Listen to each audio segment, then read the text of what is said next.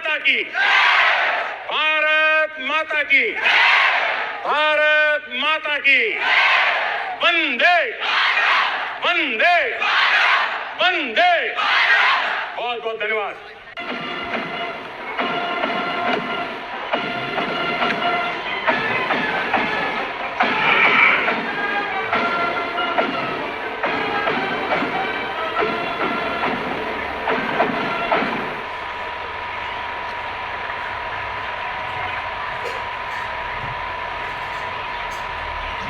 मेरे प्रिय 140 करोड़ परिवारजन,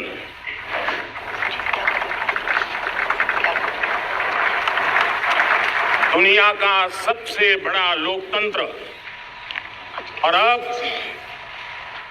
बहुत लोगों का अभिप्राय है कि जनसंख्या की दृष्टि से भी हम विश्व में नंबर 1 पर है। इतना बड़ा विशाल देश,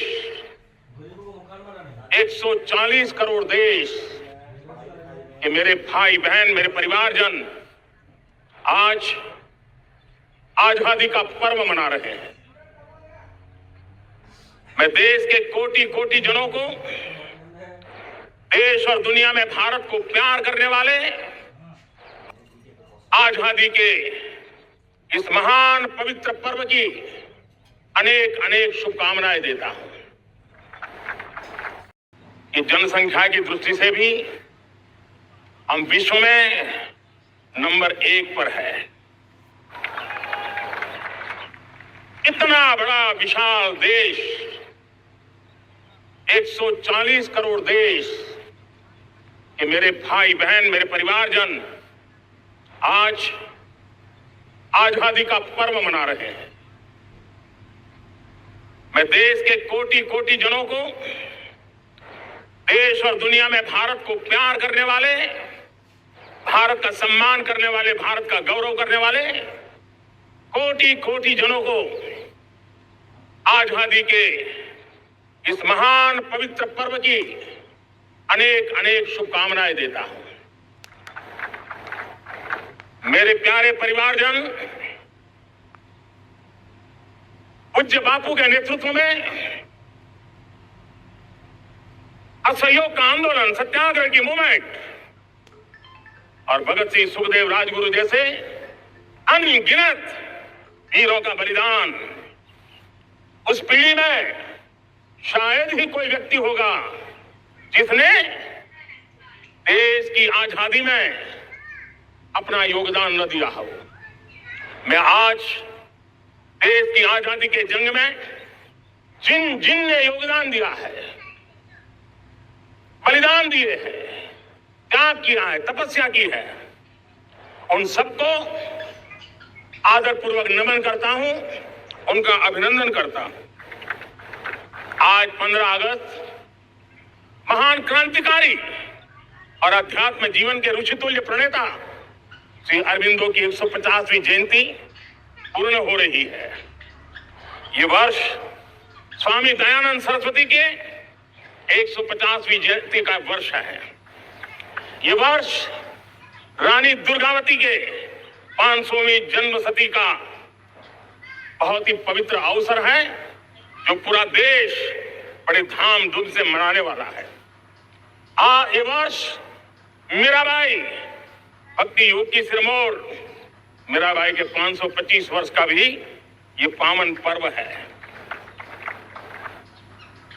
ये बार जो 26 जनवरी हम मनाएंगे वो हमारे गणतंत्र दिवस की 75वीं वर्षगांठ होगी। अनेक प्रकार से अनेक अवसर, अनेक संभावनाएं राष्ट्र निर्माण में जुटे रहने के लिए पल पल नई प्रेरणा, पल पल नई चेतना, पल पल सपने, पल पल संकल्प, शायद इससे बड़ा कोई अवसर नहीं हो सकता। मेरे प्यारे परिवारजन, इस बार प्राकृतिक आपदा ने देश के अनेक हिस्सों में अकल्पनीय संकट पैदा किए। जिन परिवारों ने इस संकट में सहन किया है, मैं उन सभी परिवारजनों के प्रति अपनी संवेदना प्रकट करता हूं और राज्य केंद्र सरकार मिलकर के उन सभी संकटों से जल्दी से मुक्त होकर के फिर तेज गति से आगे बढ़ेंगे, ये मैं विश्वास दिलाता हूं।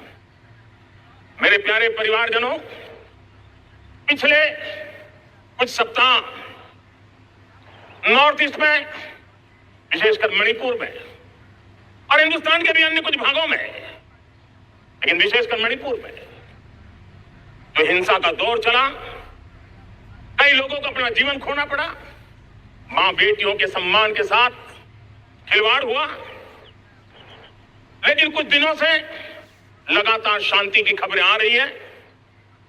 देश मणिपुर के लोगों के साथ है।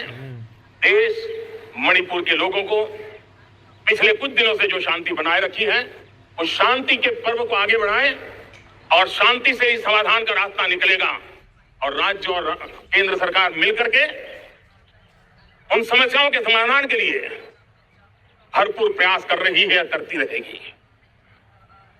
मेरे प्यारे परिवारजनों, जब हम इतिहास की तरफ नजर करते हैं तो इतिहास में कुछ पल ऐसे आते हैं जो अपनी अमिट छाप छोड़ करके जाते हैं और उसका प्रभाव सदियों तक रहता है।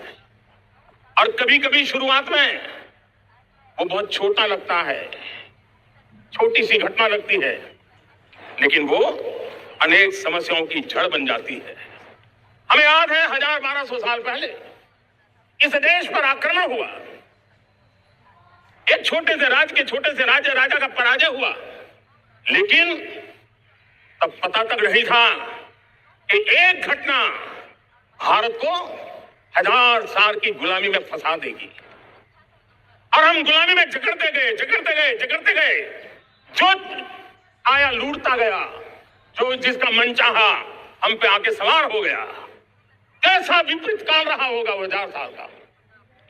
मेरे प्यारे परिवारजनों, घटना छोटी क्यों ना हो, लेकिन 1000 साल तक प्रभाव छोड़ के रही है। लेकिन मैं आज इस बात का जिक्र इसलिए करना चाहता हूं कि भारत के वीरों ने इस कालखंड में कोई भूभाग ऐसा नहीं था, कोई समय ऐसा नहीं था जब उन्होंने देश की आजादी के लौ को जलता न रखा हो, बलिदान की परंपरा न बनाई। मां भारती बेड़ियों से मुक्त होने के लिए उठ खड़ी हुई थी, जंजीरों को झकझोर रही थी और देश की नारी शक्ति, देश की युवा शक्ति, देश के किसान, देश के गांव के लोग, मजदूर, कोई हिंदुस्तानी ऐसा नहीं था जो आजादी के सपने को लेकर के जीता ना हो। आजादी को पाने के लिए मर मिटने के लिए तैयार होने वालों की एक बड़ी फौज तैयार हो गई थी। जेलों में जवानी खपाने वाले अनेक महापुरुष हमारे देश की आजादी को, गुलामी की बेड़ियों को तोड़ने के लिए लगे हुए थे। मेरे प्यारे परिवारजनों, जन चेतना का वो व्यापक रूप, त्याग और तपस्या का वो व्यापक रूप, जन जन के अंदर एक नए विश्वास जगाने वाला वो पल, आखिरकार 1947 में देश आजाद हुआ। 1000 साल की गुलामी में संजोए हुए सपने देशवासी पूरे करते हुए देखे।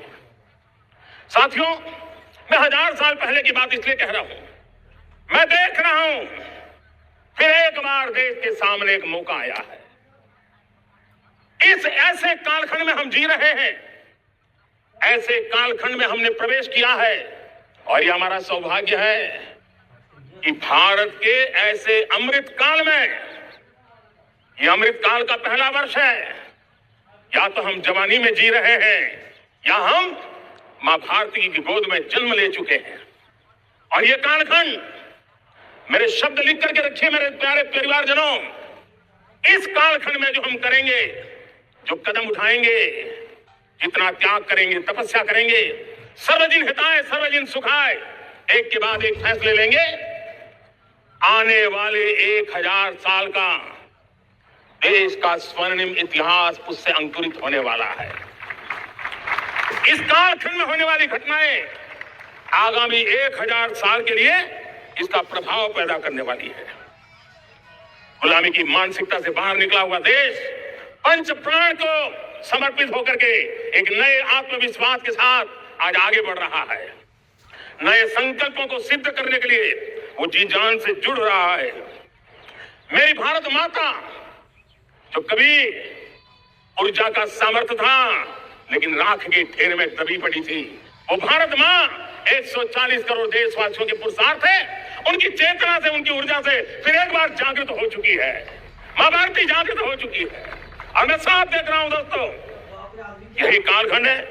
पिछले 9-10 साल हमने अनुभव किया है विश्व भर में भारत की चेतना के प्रति, भारत के सामर्थ्य प्रति एक नया आकर्षण, नया विश्वास, नई आशा पैदा हुई है। और ये प्रकाश पुंज जो भारत से उठा है वो विश्व को उसमें अपने लिए ज्योति नजर आ रही है। विश्व को एक नया विश्वास पैदा हो रहा है। हमारा सौभाग्य है कुछ ऐसी चीजें हमारे पास हैं तो हमारे पूर्वजों ने हमें विरासत में दी है और वर्तमान कालखंड ने गढ़ी है। आज हमारे पास डेमोग्राफी है, आज हमारे पास डेमोक्रेसी है, आज हमारे पास डाइवर्सिटी है। डेमोग्राफी, डेमोक्रेसी और डाइवर्सिटी की ये त्रिवेणी भारत के हर सपने को साकार करने का सामर्थ्य रखती। आज पूरे विश्व में लोग, वहां देशों की उम्र ढल रही है, ढलाव पर है, तब भारत युवान की तरह ऊर्जावान होकर के बढ़ रहा है।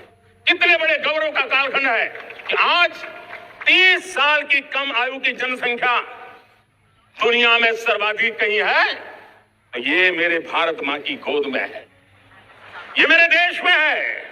और 30 साल से कम उम्र की नौजवान हो मेरे देश के पास हो, कोटि कोटि भुजाएं हो, कोटि कोटि मस्तिष्क हो, कोटि कोटि सपने, कोटि कोटि संकल्प हो, तो भाइयों बहनों, मेरे प्रिय परिवारजनों, हम इच्छित परिणाम प्राप्त करके रह सकते हैं। मेरे प्यारे परिवारजनों, देश का भाग्य ऐसी घटनाएं बदल देती है, यह सामर्थ्य देश के भाग्य को बदल देता है। भारत 1000 साल की गुलामी और आने वाले 1000 साल के भव्य भारत के बीच में पड़ाव पर हम खड़े हैं, एक ऐसी संधि पर खड़े हैं और इसलिए अब हमें न रुकना है न दुविधा में जीना है। मेरे प्यारे परिवारजनों, हमें खोई हुई उस विरासत का गर्व करते हुए, खोई हुई समृद्धि को प्राप्त करते हुए हमें फिर एक बार, और ये बात मान के चले, हम जो भी करेंगे, हम जो भी कदम उठाएंगे, हम जो भी फैसला लेंगे, वो अगले 1000 साल तक अपनी दिशा निर्धारित करने वाला है, भारत के भाग्य को लिखने वाला है। मैं आज मेरे देश के नौजवानों को, मेरे देश की बेटे बेटियों को ये जरूर कहना चाहूंगा, जो सौभाग्य आज मेरे युवाओं को मिला है, ऐसा सौभाग्य शायद ही किसी के नसीब होता है जो आपके नसीब हुआ है। और इसलिए हमें ये खवाना नहीं है। युवा शक्ति और मेरा भरोसा है, युवा शक्ति में सामर्थ्य है और हमारी नीतियां, हमारी रीतियां भी उस युवा सामर्थ्य को और बल देने के लिए है। आज मेरे युवाओं ने दुनिया में पहले 3 स्टार्टअप इकोसिस्टम में भारत को स्थान दिला दिया है। विश्व के युवाओं को अचंभा हो रहा है भारत के सामर्थ्य को लेकर के, भारत की इस ताकत को देख करके। आज दुनिया टेक्नोलॉजी ड्रिवन है और आने वाला युग टेक्नोलॉजी से प्रभावित रहने वाला है और तब टेक्नोलॉजी में भारत की जो टैलेंट है उसकी एक नई भूमिका रहने वाली है। साथियों, मैं पिछले दिनों G20 समिट में बाली गया था और बाली में दुनिया के समृद्ध देश, दुनिया के विकसित देश भी, उनके मुखिया मुझे भारत की डिजिटल इंडिया की सफलता के लिए बारीकियों से जानने के लिए इच्छुक, हर कोई इसका सवाल पूछता था। और जब मैं उनको कहता था कि भारत ने जो कमाल किया है ना, वो दिल्ली, मुंबई, चेन्नई तक सीमित नहीं है। भारत ने जो कमाल कर रहा है, मेरे टीयर 2, टीयर 3 सिटी के युवा भी आज मेरे देश का भाग्य गढ़ रहे हैं, छोटे छोटे स्थान के मेरे नौजवान। और मैं आज बड़े विश्वास से कहता हूं, देश का ये जो सामर्थ्य नया नजर आ रहा है, और इसलिए मैं कहता हूं, हमारे छोटे शहर आकार और आबादी में छोटे हो सकते हैं। ये हमारे छोटे छोटे शहर, हमारे कस्बे आकार और आबादी में छोटे हो सकते हैं, लेकिन आशा और आकांक्षा, प्रयास और प्रभाव वो किसी से कम नहीं है। वो सामर्थ्य उनके अंदर है। नए ऐप्स, नए सॉल्यूशन, टेक्नोलॉजी, डिवाइस। अब खेलों की दुनिया देखिए, कौन बच्चे हैं जो कि झोपड़ी से निकले हुए बच्चे आज खेलों की दुनिया में पराक्रम दिखा रहे हैं। छोटे छोटे गांव के, छोटे छोटे कस्बे के नौजवान, हमारी बेटे बेटियां आज कमाल दिखा रही हैं। अब देखिए, मेरे देश की 100 जितनी स्कूल ऐसी हैं जहां के बच्चे सैटेलाइट बना करके सैटेलाइट छोड़ने की तैयारियां कर रही हैं। आज हजारों टिंकरिंग लैब नए वैज्ञानिकों का गर्भाधान कर रही है। आज हजारों टिंकरिंग लैब लाखों बच्चों को साइंस और टेक्नोलॉजी की राह पर आगे बढ़ने के लिए प्रेरणा दे रही है। मैं मेरे देश के नौजवानों को कहना चाहता हूं, अवसरों की कमी नहीं है। आप जितने अवसर चाहेंगे, ये देश आसमान से भी ज्यादा अवसर आपने देने का सामर्थ्य रखता है। मैं आज लाल किले की प्राचीर से मेरे देश की माताओं, बहनों, मेरे देश की बेटियों को हृदय से अभिनंदन करना चाहता हूं। देश आज जब पहुंचा है, अब विशेष शक्ति जुड़ रही है मेरी माताओं बहनों के सामर्थ्य की। आज देश प्रगति की राह पर चल पड़ा है, तो मैं मेरे किसान भाई बहनों का भी अभिनंदन करना चाहता हूं। ये आप ही का पुरुषार्थ है, ये आप ही का परिश्रम है कि देश आज कृषि क्षेत्र में आगे बढ़ रहा है। मैं मेरे मजदूरों का, मेरे श्रमिकों का, मेरे प्रिय परिवारजन, ऐसे कोटि कोटि श्रमिकों को आज मैं नमन करता हूं, उनका अभिनंदन कर रहा हूं। देश आज जो आधुनिकता की ओर बढ़ रहा है, विश्व की तुलना करने वाले सामर्थ्य के साथ नजर आ रहा है, उसके पीछे मेरे देश के मजदूरों का, मेरे देश के श्रमिकों का बहुत बड़ा योगदान है। आज समय कहता है कि लाल किले की प्राचीर से मैं उनका अभिनंदन करूं, उनका अभिवादन करूं, और ये मेरे परिवारजन 140 करोड़ देशवासी मेरे इन श्रमिकों का, रेहड़ी पटरी वालों का, फूल सब्जी बेचने वालों का हम सम्मान करते हैं। मेरे देश को आगे बढ़ाने में, मेरे देश को प्रगति की नई ऊंचाई पर ले जाने में प्रोफेशनल्स की बहुत बड़ी भूमिका है, बढ़ती रही है। चाहे साइंटिस्ट हो, चाहे इंजीनियर्स हो, डॉक्टर्स हो, नर्सेज हो, शिक्षक हो, आचार्य हो, यूनिवर्सिटीज हो, गुरुकुल हो, हर कोई मां भारती का भविष्य उज्जवल बनाने के लिए अपनी पूरी ताकत से लगा हुआ है। मेरे प्यारे परिवारजनों, राष्ट्रीय चेतना वो एक ऐसा शब्द है जो हमें चिंताओं से मुक्त कर रहा है, और आज वो राष्ट्रीय चेतना ये सिद्ध कर रही है कि भारत का सबसे बड़ा सामर्थ्य बना है भरोसा। भारत का सबसे बड़ा सामर्थ्य बना है विश्वास। जन जन में हमारा विश्वास, जन जन का सरकार पर विश्वास, जन जन का देश के उज्जवल भविष्य पर विश्वास, और विश्व का भी भारत के प्रति विश्वास। ये विश्वास हमारी नीतियों का है, हमारी रीति का है।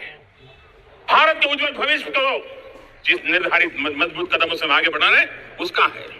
भाइयों बहनों, मेरे प्यारे परिवारजनों, ये बात निश्चित है कि भारत का सामर्थ्य और भारत की संभावनाएं विश्वास की नई बुलंदियों को पार करने वाली है, और ये विश्वास की नई बुलंदियां नए सामर्थ्यों को लेकर के चलनी चाहिए रही है। आज देश में G20 समिट के मेहमान नवाजी का भारत को अवसर मिला है। अब पिछले 1 साल से हिंदुस्तान के हर कोने में जिस प्रकार से G20 के अनेक ऐसे आयोजन हुए, अनेक कार्यक्रम हुए हैं, उसने देश के सामान्य मानवी के सामर्थ्य को विश्व को परिचित करा दिया है। भारत की विविधता का परिचय कराया है। भारत की डायवर्सिटी को दुनिया अचंभे से देख रही है, और उसके कारण भारत की तरफ आकर्षण बढ़ा है। भारत को जानने की, समझने की इच्छा देगी। उसी प्रकार से आप देखिए, एक्सपोर्ट आज भारत का एक्सपोर्ट क्या तेजी से बढ़ रहा है और मैं कहना चाहता हूं दुनिया के एक्सपर्ट्स इन सारे मानदंडों के आधार पर कह रहे हैं कि अब भारत रुकने वाला नहीं है। दुनिया की कोई भी रेटिंग एजेंसी होगी वो भारत का गौरव कर रही है। कोरोना काल के बाद दुनिया एक नए सिरे से सोचने लगी और मैं विश्वास से देख रहा हूं कि जिस प्रकार से द्वितीय महायुद्ध के बाद, द्वितीय विश्व युद्ध के बाद दुनिया ने एक नया वर्ल्ड ऑर्डर आकार लिया था, मैं साफ साफ देख रहा हूं कि कोरोना के बाद एक नया विश्व ऑर्डर, एक नया ग्लोबल ऑर्डर, एक नया जियोपॉलिटिकल इक्वेशन ये बहुत तेजी से आगे बढ़ रहा है। जियोपॉलिटिकल इक्वेशन की सारे व्याख्याएं बदल रही है, परिभाषाएं बदल रही है और मेरे प्यारे परिवारजनों, आप गौरव करेंगे बदलते हुए विश्व को शेप देने में। आज मेरे 140 करोड़ देशवासियों, आपका सामर्थ्य नजर आ रहा है। आप निर्णायक मोड़ पर खड़े हैं और कोरोना काल में भारत ने जिस प्रकार से देश को आगे बढ़ाया, दुनिया ने हमारे सामर्थ्य को देखा है। जब दुनिया की सप्लाई चेन तहस नहस हो गई थी, बड़ी बड़ी अर्थव्यवस्था पर दबाव था, उस समय भी हमने कहा था हमें विश्व का विकास देखना है तो मानव केंद्रीय होना चाहिए, मानवीय संवेदनाओं से भरा हुआ होना चाहिए और तब जाकर के समस्याओं का सही समाधान निकालेंगे। और कोविड ने हमें सिखाया है या हमें मजबूर किया है, लेकिन मानवीय संवेदनाओं को छोड़ करके हम विश्व का कल्याण नहीं कर सकते। आज भारत ग्लोबल साउथ की आवाज बन रहा है। भारत की समृद्ध विरासत आज दुनिया के लिए एक अवसर बन रहा है। Global economy, global supply chain, मैं भारत की हिस्सेदारी, मैं पक्का विश्वास से कहता हूं, आज जो भारत में परिस्थिति पैदा हुई है, आज जो भारत ने कमाया है, वो दुनिया में स्थिरता की गारंटी लेकर के आया है। दोस्तों, अब न हमारे मन में, न 140 करोड़ मेरे परिवारजनों के मन में और न ही दुनिया के मन में कोई इफ्स है, कोई बट्स है। विश्वास बन चुका है। मेरे प्यारे देशवासियों, अब गेंद हमारे पाले में है। हमें अवसर जाने नहीं देना चाहिए, हमें मौका छोड़ना नहीं चाहिए। भारत में मैं मेरे देशवासियों का इसलिए भी अभिनंदन करता हूं कि मेरे देशवासियों में एक नीर शीर विवेक का सामर्थ्य है, समस्याओं की जड़ों को समझने का सामर्थ्य है और इसलिए 2014 में मेरे देशवासियों ने 30 साल के अनुभव के बाद तय किया कि देश को आगे ले जाना है तो स्थिर सरकार चाहिए, मजबूत सरकार चाहिए, पूर्ण बहुमत वाली सरकार चाहिए और देशवासियों ने एक मजबूत और स्थिर सरकार बनाई है। और 3 दशकों के जो अनिश्चितता का कालखंड था, जो अस्थिरता का कालखंड था, जो राजनीतिक मजबूरियों से देश जकड़ा हुआ था, उससे मुक्ति मिली है। मेरे प्यारे परिवारजनों, देश के पास आज एक ऐसी सरकार है, सर्वजन हिताय सर्वजन सुखाय, देश के संतुलित विकास के लिए समय का पल पल और जनता की पाई पाई, जनता की भलाई के लिए लगा रही है। और मेरी सरकार, मेरे देशवासियों का मन एक बात से जुड़ा हुआ है। हमारे हर निर्णय, हमारे हर दिशा, उसका एक ही मानदंड है, नेशन फर्स्ट, राष्ट्र प्रथम। और राष्ट्र प्रथम यही दूरगामी परिणाम, सकारात्मक परिणाम पैदा करने वाला है।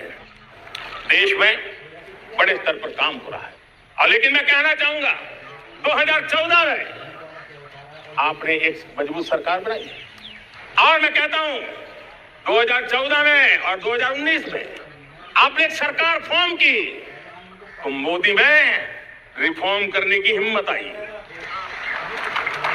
आपने ऐसी सरकार फॉर्म की कि मोदी को रिफॉर्म की हिम्मत आई और जब मोदी ने एक के बाद एक रिफॉर्म किए तो मेरे ब्यूरोक्रेसी के लोग, मेरे लाखों हाथ पैर हिंदुस्तान के कोने कोने में सरकार के हिस्से के रूप में काम कर रहे हैं, उन्होंने ब्यूरोक्रेसी ने ट्रांसफॉर्म करने के लिए परफॉर्म करने की जिम्मेवारी बखूबी निभाई और उन्होंने परफॉर्म करके दिखाया और जनता जनार्दन जुड़ गई तो वो ट्रांसफॉर्म होता भी नजर आ रहा है। और इसलिए रिफॉर्म, परफॉर्म, ट्रांसफॉर्म ये कालखंड अब भारत के भविष्य को गढ़ रहा है और हमारी सोच देश की उस ताकतों को बढ़ावा देने पर है जो आने वाले 1000 साल की नींव को मजबूत करने वाले।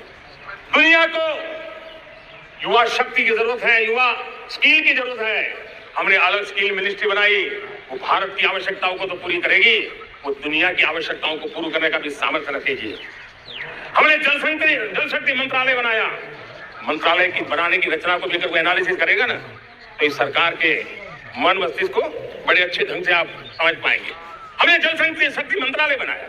ये जल शक्ति मंत्रालय हमारे देश के एक एक देशवासियों को पीने का शुद्ध पानी पहुंचे, पर्यावरण की रक्षा के लिए पानी के प्रति संवेदनशील व्यवस्थाएं विकसित हो, उस पर हम बल रहे हैं। हमारे देश में कोरोना के बाद दुनिया देख रही है होलिस्टिक हेल्थ केयर, ये समय की मांग है।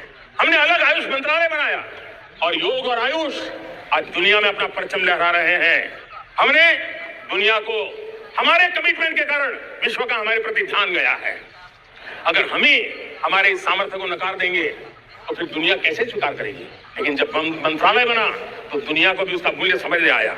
मत्स्य पालन, हमारा इतना बड़ा समुद्री तट, हमारे कोटि कोटि मछुआरे भाई बहन, उनका कल्याण भी हमारे दिलों में है और इसलिए हमने अलग से मत्स्य पालन को लेकर के, पशुपालन को लेकर के, डेयरी को लेकर के अलग मंत्रालय की रचना की ताकि समाज के जिस वर्ग के लोग पीछे रह गए उनको हम साथ लें। देश में सरकारी अर्थव्यवस्था के हिस्से होते हैं लेकिन समाज की अर्थव्यवस्था का एक बड़ा हिस्सा है कोऑपरेटिव मूवमेंट। उसको बल देने के लिए, उसको आधुनिकता लाने के लिए और देश के कोने कोने में लोकतंत्र की एक सबसे बड़ी इकाई को मजबूत करने के लिए हमने अलग कोऑपरेटिव मंत्रालय बनाया और वो हमारी सहकारी संस्थाएं उसका जाल बिछा रहा है ताकि गरीब से गरीब की वहां सुनवाई हो, उसकी आवश्यकताओं की पूर्ति हो और वो भी राष्ट्र के विकास के योगदान में एक छोटी इकाई का हिस्सा बनकर के उसमें वो योगदान दे रखे। हमने सहकार से समृद्धि का रास्ता अपनाया है। मेरे प्यारे परिवारजनों, जब हम लोग 14 में आए थे तो हम वैश्विक अर्थव्यवस्था में 10वें नंबर पर थे और आज 140 करोड़ देशवासियों का पुरुषार्थ रंग लाया है कि हम विश्व की अर्थव्यवस्था में 5वें नंबर पर पहुंच चुके हैं। और ये ऐसे ही नहीं हुआ है। जब भ्रष्टाचार का राक्षस देश को दबोचे हुए थे, लाखों करोड़ के घोटाले अर्थव्यवस्था को डामाडोल कर रहे थे, गवर्नेंस फ्रेजाइल फाइल में देश की पहचान होने लगी थी, लीकेजेस को हमने बंद किया, मजबूत अर्थव्यवस्था बनाई, हमने गरीब कल्याण के लिए ज्यादा से ज्यादा धन खर्चने का प्रयास किया। और आज मैं देशवासियों को बताना चाहता हूं कि जब देश आर्थिक रूप से समृद्ध होता है तो सिर्फ तिजोरी नहीं बढ़ती है, देश का सामर्थ्य बढ़ता है, देशवासियों का सामर्थ्य बढ़ता है। और तिजोरी का पाई पाई अगर ईमानदारी से जनता जनार्दन के लिए खर्च करने का संकल्प लेने वाली सरकार हो तो परिणाम के साथ है। मैं 10 साल का हिसाब तिरंगे की साक्षी में लाल किले की प्राचीर से मेरे देशवासियों को दे रहा हूं। आंकड़े देख करके आपको लगेगा इतना बड़ा बदलाव, इतना बड़ा सामर्थ्य। 10 साल पहले राज्यों को 30 लाख करोड़ रुपए भारत सरकार की तरफ से जाते थे। पिछले 9 साल में यह आंकड़ा 100 लाख करोड़ पर पहुंचा है। पहले स्थानीय निकाय के विकास के लिए भारत सरकार के खजाने से 70,000 करोड़ रुपए जाता था, आज वो 3 लाख करोड़ से भी ज्यादा जा रहा है। पहले गरीबों के घर बनाने के लिए 90,000 करोड़ रुपया खर्च होता था, आज वो 4 गुना होकर के 4 लाख करोड़ से भी ज्यादा खर्च गरीबों के घर बनाने के लिए हो रहा है। पहले गरीबों को यूरिया सस्ता मिले, जो यूरिया की बैग दुनिया के कुछ बाजारों में 3,000 में बिकती है, वो यूरिया की बैग मेरे किसानों को 300 में मिले। और इसलिए देश की सरकार 10 लाख करोड़ रुपया मेरे किसानों की यूरिया में सब्सिडी दे रहा है। मुद्रा योजना 20 लाख करोड़ रुपए, उससे भी ज्यादा मेरे देश के नौजवानों को स्वरोजगार के लिए, अपने व्यवसाय के लिए, अपने कारोबार के लिए दिए हैं। 8 करोड़ लोगों ने नया कारोबार शुरू किया है, और 8 करोड़ लोगों ने कारोबार शुरू किया था नहीं, हर कारोबारी ने एक या दो लोगों को रोजगार दिया है। 8 से 10 करोड़ नए लोगों को रोजगार देने का सामर्थ्य ये मुद्रा योजना से लाभ लेने वाले 8 करोड़ नागरिक को करा। एमएसएमई को करीब 3.5 लाख करोड़ रुपए की मदद से कोरोना के संकट में भी उनको डूबने नहीं दिया, मरने नहीं दिया, उनको एक ताकत दी है। वन रैंक वन पेंशन मेरे देश के सेना के जवानों का एक सम्मान का विषय था। 70,000 करोड़ रुपया भारत की तिजोरी से आज पहुंचा है, मेरे निवृत्त सेना के नायकों के जेब में, उनके परिवार में पहुंचा है। सभी कैटेगरी में, मैंने तो कुछ ही गिनाए, मैं ज्यादा समय लेना नहीं चाहता।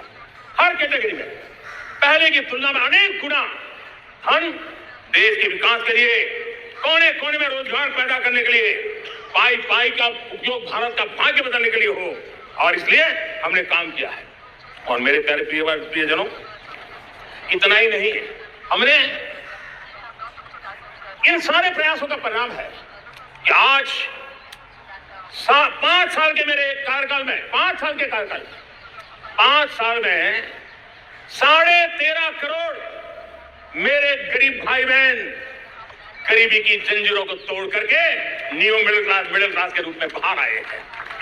जीवन का इससे बड़ा कोई संतोष नहीं होता मेरे प्यारे परिवारजनों। और जब 13.5 करोड़ लोग गरीबी की इस मुसीबतों से बाहर निकलते हैं, तो कैसी कैसी योजनाएं उनको मदद दी है।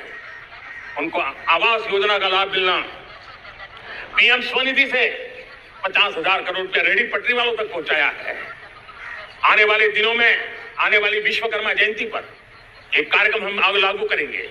इस विश्वकर्मा जयंती पर हम करीब 13-15 हजार करोड़ रुपया से, जो परंपरागत कौशल्य से रहने वाले लोग, जो औजार से और अपने हाथ से काम करने वाला वर्ग है, ज्यादातर ओबीसी समुदाय से, हमारे सुथार हो, हमारे सोनार हो, हमारे राजमिस्त्री हो, हमारे कपड़े धोने वाले काम करने वाले लोग हो, हमारे बाल काटने वाले भाई बहन परिवार हो, ऐसे लोगों को एक नई ताकत देने के लिए हम आने वाले महीने में विश्वकर्मा जयंती पर विश्वकर्मा योजना लॉन्च करेंगे और करीब 13-15 हजार करोड़ से उसका प्रारंभ करेंगे। हमने पीएम किसान सम्मान निधि में 2.5 लाख करोड़ रुपया सीधा मेरे देश के किसानों के खाते में जमा किया है। हमने जल जीवन मिशन, हर घर में शुद्ध पानी पहुंचे, 2 लाख करोड़ रुपया खर्च किया है।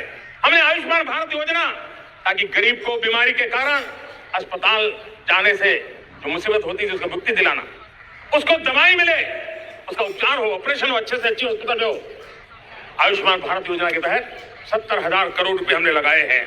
पशुधन, देश ने कोरोना वैक्सीन की बात तो देश को याद है, 40,000 करोड़ रुपए लगाए, वो तो याद है, लेकिन आपको जानकर के खुशी होगी, हमने पशुधन को बचाने के लिए करीब 15,000 करोड़ रुपया पशुधन के टीकाकरण के लिए लगाया है। मेरे प्यारे देशवासियों, मेरे प्यारे परिवारजनों, जन औषधि केंद्रों ने देश के सीनियर सिटीजन्स को, देश के मध्यम वर्गीय परिवार को एक नई ताकत दी है। जिस संयुक्त परिवार में अगर किसी को डायबिटीज जैसा हो जाए, 2-3 हजार रुपये दवाई का बिल स्वाभाविक हो जाता है। हमने जन औषधि केंद्र से जो दवाई बाजार में 100 रुपए में मिलती है, वो 10 रुपये, 15 रुपये, 20 रुपये में दी। और आज देश में 1,000 जन औषधि केंद्रों से मेरे इन बीमारी में जिनको दवाई की जरूरत थी, ऐसे लोगों के करीब 20,000 करोड़ रुपया उनके जेब में बचा है। और ये ज्यादातर मध्यम वर्ग के परिवार के लोग हैं। लेकिन आज उसकी सफलता को देखते हुए मैं देशवासियों को कहना चाहता हूं, जैसे हम एक विश्वकर्मा योजना लेकर के समाज के उस वर्ग को छूने वाले हैं, अब देश में 10,000 जन औषधि केंद्र से हम 25,000 जन औषधि केंद्र का लक्ष्य लेकर के आने वाले दिनों में काम करने वाले हैं। मेरे प्यारे परिवारजनों, जब देश में गरीबी कम होती है तो देश की मध्यम वर्ग की ताकत बहुत बढ़ती है। और अगर दुनिया में, और मैं आपको विश्वास दिलाता हूं, आने वाले 5 साल में मोदी का गारंटी है, देश पहले 3 वैश्विक इकोनॉमी में अपना जगह ले लेगा। ये पक्का जगह ले लेगा। आज जो 13.5 करोड़ गरीबी से बाहर आए हुए लोग हैं, वो एक प्रकार से मध्यम वर्ग की ताकत बन जाते हैं।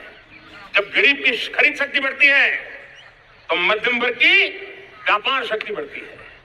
जब गांव की खरीद शक्ति बढ़ती है तब कस्बे और शहर की आर्थिक व्यवस्था और तेज गति से दौड़ती है। और यही इंटरकनेक्टेड हमारा अर्थ चक्र होता है। हम उसको बल लेकर के आगे चलना चाहते हैं। मेरे प्यारे परिवारजनों, शहर के अंदर जो कमजोर लोग रहते हैं, बिना घर को मुसीबत रहती है, मध्यम वर्ग के परिवार अपना खुद का घर का सपना देख रहे हैं, हम उसके लिए भी आने वाले कुछ सालों के लिए एक योजना लेकर के आ रहे हैं। अब जिसमें ऐसे मेरे परिवारजन जो शहरों में अपना घर शहरों में रहते हैं लेकिन किराए के मकान में रहते हैं, झुग्गी झोपड़ी में रहते हैं, चाल में रहते हैं, अनऑथराइज कॉलोनीज में रहते हैं, ऐसे मेरे परिवारजन अगर अपना मकान बनाना चाहते हैं तो बैंक से जो लोन मिलेगा उसके ब्याज के अंदर राहत देकर के लाखों रुपयों की मदद करने का हमने निर्णय किया है। मेरे मध्यम वर्ग के परिवार को तो 2 लाख से 7 लाख इनकम टैक्स की सीमा बढ़ जाती है तो सबसे बड़ा लाभ सैलरी क्लास को होता है, मेरे मध्यम वर्ग को होता है। इंटरनेट का डेटा बहुत महंगा था 2014 के पहले, आज दुनिया का सबसे सस्ता इंटरनेट का डेटा का खर्चा हो रहा है। हर परिवार के पैसे बच रहे हैं। मेरे प्यारे परिवारजनों, विश्व कोरोना के बाद अभी तक उभर नहीं पाया है। युद्ध ने फिर एक नई मुसीबत पैदा की। आज दुनिया महंगाई के संकट से जूझ रही है। पूरी दुनिया की अर्थव्यवस्था को महंगाई ने दबोच के रखा है। हम भी दुनिया से जिन सामान की जरूरत होती है लाते हैं तो हमें सामान तो इंपोर्ट करते हैं। हमारा दुर्भाग्य है कि हमें महंगाई भी इंपोर्ट करनी पड़ती है क्योंकि पूरी दुनिया को महंगाई ने जकड़ के रखा है। लेकिन मेरे प्यारे परिवारजनों, भारत ने महंगाई को नियंत्रित रखने के लिए भरसक प्रयास किए। पिछले कालखंड की तुलना में हमें कुछ सफलता भी मिली है, लेकिन इतने से संतोष नहीं मान सकते। दुनिया से हमारी चीजें अच्छी है, इतने बात से हम सोच नहीं सकते। मुझे तो मेरे देशवासियों को महंगाई की बोझ कम से कम हो, इस दिशा में और भी कदम उठाने हैं और हम उस कदम को उठा के रहेंगे। मेरा प्रयास निरंतर जारी रहेगा। मेरे प्यारे परिवारजनों, आज देश अनेक क्षमताओं को लेकर के आगे बढ़ रहा है। देश आधुनिकता की तरफ आगे बढ़ने के लिए काम कर रहा है। आज देश रिन्यूएबल एनर्जी पे काम कर रहा है, आज देश ग्रीन हाइड्रोजन पे काम कर रहा है। देश की स्पेस पे क्षमता बढ़ रही है तो देश की डीप सी मिशन में भी सफलता के साथ आगे चल रहा है। देश में रेल आधुनिक हो रही है तो वंदे भारत बुलेट ट्रेन भी आज देश के अंदर काम कर रही है। गांव गांव पक्की सड़कें बन रही है तो इलेक्ट्रिक बसें, मेट्रो की रचना भी आज देश में हो रहे हैं। आज गांव गांव तक इंटरनेट पहुंच रहा है तो क्वांटम कंप्यूटर के लिए भी देश तय कर रहता है। नैनो यूरिया, नैनो डीएपी उस पर काम हो रहा है तो दूसरी तरफ जैविक खेती पर भी हम बल कर रहे हैं। आज किसान उत्पादक संघ एफपीओ का निर्माण हो रहा है तो हम सेमीकंडक्टर का भी निर्माण करने के लिए चाह रहे हैं। हम दिव्यांग जनों के लिए एक सुगम भारत के निर्माण के लिए काम करते हैं तो हम पैरालंपिक में भी हिंदुस्तान का तिरंगा झंडा गाड़ने के लिए मेरे दिव्यांग जनों को सामर्थ्यवान बना रहे हैं। हम खिलाड़ियों को स्पेशल ट्रेनिंग दे रहे हैं।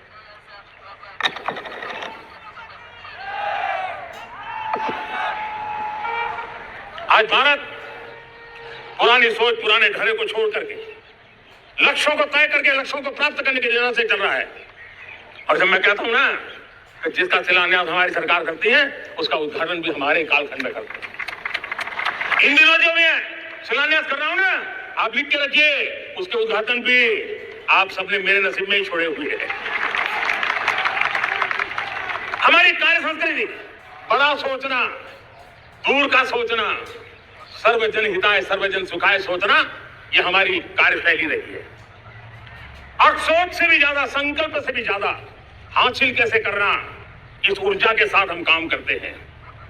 हमने आजादी के काल अमृत महोत्सव में 75,000 अमृत सरोवर बनाने का संकल्प किया था। उस समय हमने हर जिले में 75 अमृत सरोवर बनाने का संकल्प किया था। करीब 50-55 हजार अमृत सरोवर की कल्पना की थी, लेकिन आज करीब 75,000 अमृत सरोवर का काम निर्माण हो रहा है। ये अपने आप में बहुत बड़ा काम हो रहा है। जनशक्ति और जल शक्ति की ताकत भारत के पर्यावरण की रक्षा में भी काम आने वाली है। 18,000 गांवों तक बिजली पहुंचाना, जनधन बैंक खाते खोलना, बेटियों के लिए शौचालय बनाना, सारे टारगेट समय के पहले पूरी शक्ति से पूरे करेगा। और जब भारत ठान लेता है तो उसे पूरा करके रहता है, ये हमारा ट्रैक रिकॉर्ड कहता है। 200 करोड़ वैक्सीनेशन का काम, दुनिया हमें जब पूछती है 200 करोड़ सुनती है, उनकी आंखें फट जाती है। इतना बड़ा काम ये मेरे हम हमारी नारी शक्ति के सामर्थ्य को बढ़ावा देते हुए विमेन लेड डेवलपमेंट के, और जब G20 में मैंने विमेन लेड डेवलपमेंट के विषय को आगे बढ़ाया है तो पूरा G20 समूह इसके महत्व को स्वीकार कर रहा है, और उसके महत्व को स्वीकार कर करके वो उसको बहुत बल दे रहे हैं। उसी प्रकार से भारत विविधताओं से भरा देश है, असंतुलित विकास के हम शिकार रहे हैं। मेरा पराया का के कारण हमारे देश के कुछ हिस्से उसके शिकार रहे। अब हमें रीजनल एस्पिरेशंस को, संतुलित विकास को बल देना है, और रीजनल एस्पिरेशंस को लेकर के उस भावना को हमें सम्मान देते हुए, जैसे हमारी भारत मां का कोई, हमारा शरीर का कोई अंग अगर अविकसित रहे तो हमारा शरीर विकसित नहीं माना जाएगा। हमारा शरीर का कोई अंग दुर्बल रहे तो हमारा शरीर स्वस्थ नहीं माना जाएगा। वैसे ही मेरी भारत माता, उसका कोई एक भूभाग भी, समाज का कोई तबका भी अगर दुर्बल रहे तो मेरी भारत माता समर्थ है, स्वस्थ है, ऐसा बैठ कर हम नहीं बैठ सकते। और इसलिए रीजनल एस्पिरेशन को हमने एड्रेस करने की आवश्यकता है, और इसलिए हम समाज का सर्वांगीण विकास हो, सर्वस्पर्शी विकास हो, भूभाग के हर क्षेत्र को उसकी अपनी ताकत को खिलने का अवसर मिले, उस दिशा में आगे बढ़ना चाहते हैं। मेरे प्यारे परिवारजनों, भारत एक मदर ऑफ डेमोक्रेसी है, भारत मॉडल ऑफ डाइवर्सिटी भी है। भाषाएं अनेक है, बोलियां अनेक है, परिधान अनेक है, विविधताएं बहुत है। हमने उन सारे लोगों को, सारों को आधार पर आगे बढ़ना है। मेरे प्यारे परिवारजनों, देश के जब मैं एकता की बात करता हूं, तब अगर घटना मणिपुर में होती है तो पीड़ा महाराष्ट्र में होती है, अगर बाढ़ आसाम में आती है तो बेचैन केरला हो जाता है। हिंदुस्तान के किसी भी हिस्से में कुछ भी हो, हम एक अंगांगी भाव की अनुभूति करते हैं। मेरे देश की बेटियों पर जुल्म न हो, ये हमारा सामाजिक भी दायित्व है, ये हमारा पारिवारिक दायित्व भी है, और ये देश के नाते हम सबका दायित्व है। आज जब अफगानिस्तान से गुरु ग्रंथ साहब के स्वरूप को लाते हैं तो पूरा देश गौरव की अनुभूति करता है। जब आज दुनिया के किसी देश में कोविड के काल में मेरा कोई सिख भाई लंगर लगाता है, भूखों को खिलाता है और दुनिया में वाहवाही होती है, तो हिंदुस्तान का सीना चौड़ा हो जाता है।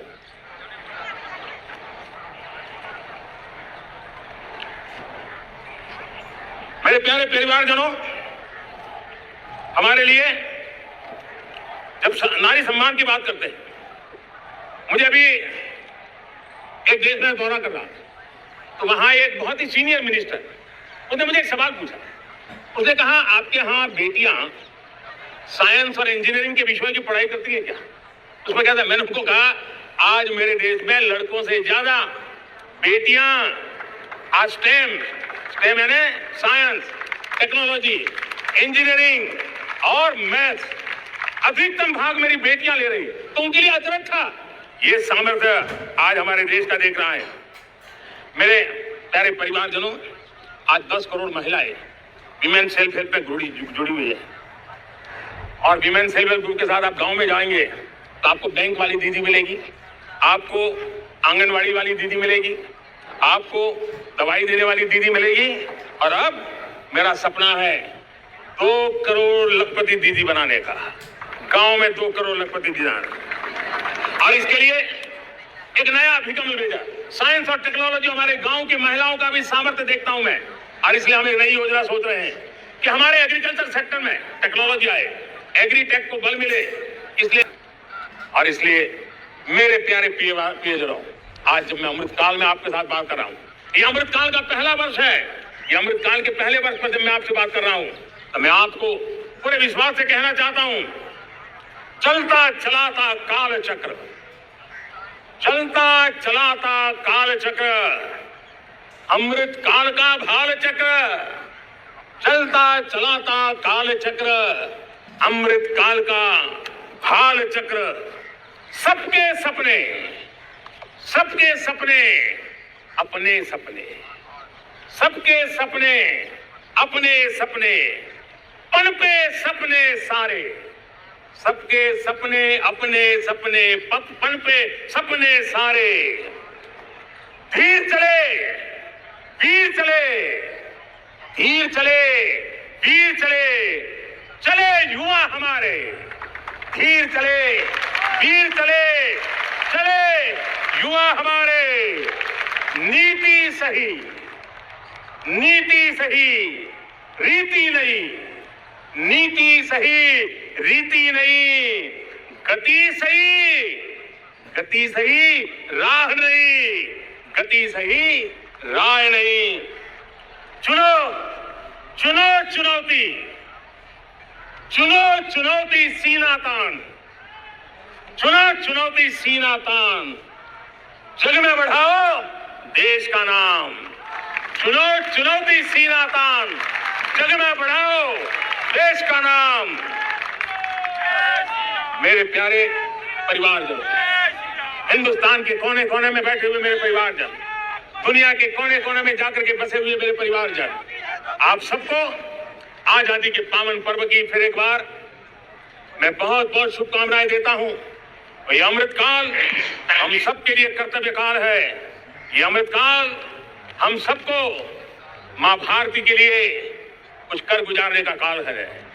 आजादी का जब जंग चल रहा था 1947 के पहले जो पीढ़ी ने जन्म लिया था, उन्हें देश के लिए मरने का मौका मिला था। वो देश के लिए मरने के लिए मौका नहीं छोड़ते थे, लेकिन हमारे नसीब में देश के लिए मरने का मौका नहीं है। लेकिन हमारे लिए देश के लिए जीने का ये इससे बड़ा कोई अवसर नहीं होता। हमें पल पल देश के लिए जीना है।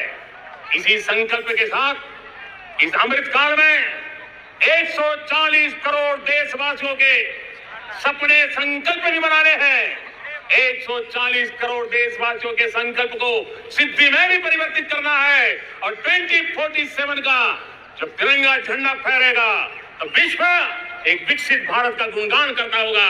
इसी विश्वास के साथ, इसी संकल्प के साथ मैं आप सबको अनेक अनेक शुभकामनाएं देता हूं, बहुत बहुत बधाई देता हूं। जय हिंद, जय हिंद, जय हिंद।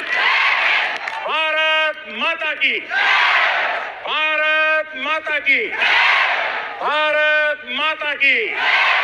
वंदे वंदे वंदे। बहुत बहुत धन्यवाद।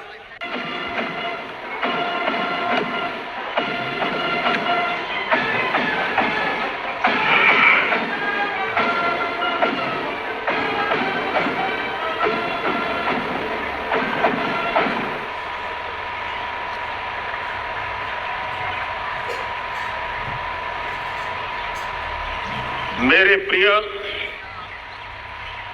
140 करोड़ परिवारजन,